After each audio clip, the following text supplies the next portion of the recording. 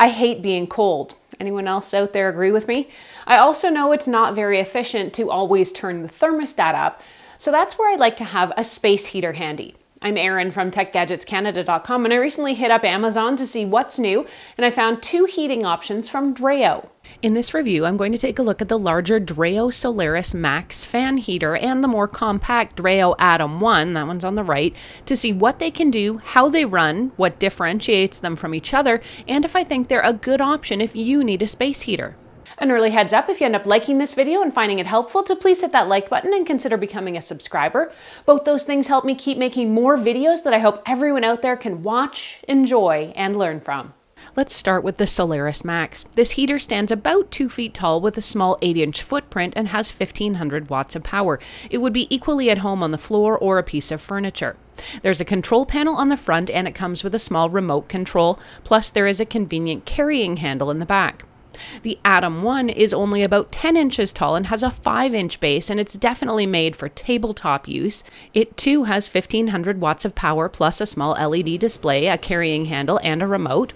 This version also has a removable dust filter on the back. Each of these heaters offers 3 settings. There's high, medium, and low, as well as a non-heating fan option, and each one can be set to what's called eco mode, which will let the heater come on or off based on the ambient temperature in the room. Both can be set to swivel to spread heat in a wider arc, and both have an auto shutoff and tip protection that'll kill the power if one of them falls over to prevent fires. In my testing with both of these Dreo heaters, they did warm up very quickly in about 3 or 4 seconds, which I thought was really fast and really great. So how well do these heaters kick out warmth? Dreo says the cone of heat for the Solaris Max is about 10 feet, while the Atom isn't declared. I found I needed to be within about 3 or 4 feet of the Atom here to really feel the heat. With the Solaris Max, it only kicked out tangible heat for me within about 4 or 5 feet in my testing. Now, there's no way to increase the airflow to push the heating out further. You only get those preset options.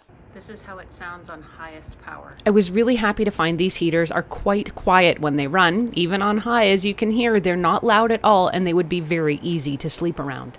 So what's the difference between these 2 heaters? The main differences in them are the size, the price, and that only the Atom has a removable dust filter. The only other difference is that the Atom also feels a bit less powerful, and you'd need to be closer to it to feel the warmth. Overall, these heaters are pretty good. They have a nice design, and I like the small footprint that each one has. They do heat up very fast, and they're extremely quiet, and they've got a good amount of basic features, plus there's that remote control.